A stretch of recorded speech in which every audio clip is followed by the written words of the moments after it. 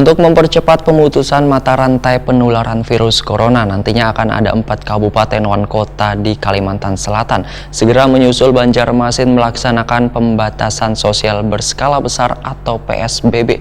Tingkat kabupaten wan kota diantaranya Banjarbaru, Kabupaten Batolawan, Kabupaten Banjar.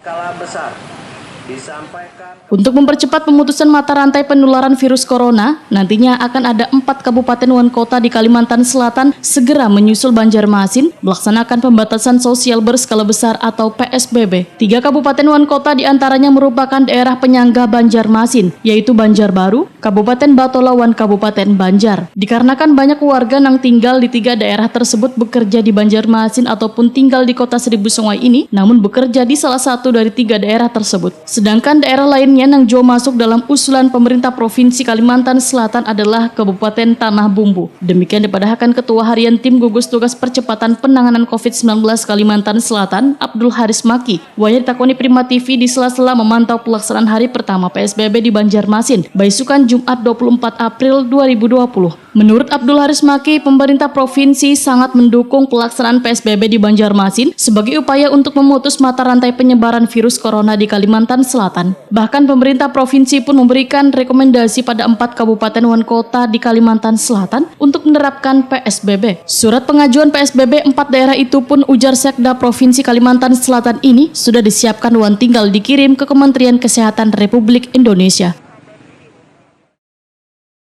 Ini yang kita sedang segera menyusul setelah kota. Ada Kabupaten Banjar, ada Banjarbaru, Batola, dan Tanah Bumbu. Suratnya sudah kita siapkan, tinggal kita kirim ke kementerian untuk agar sama-sama betul-betul kita dapat memutus mata rantai ini.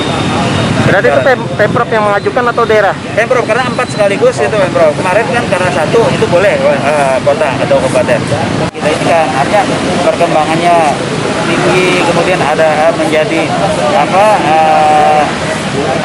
penyebaran lokal dan sebagainya. Itu yang kita ini kan. Abdul Haris Maki berharap dengan adanya PSBB ini warga bisa saling bekerja sama untuk mentaati segala ketentuan dan aturan yang berlaku supaya dapat memutus mata rantai penularan virus corona di Kalimantan Selatan.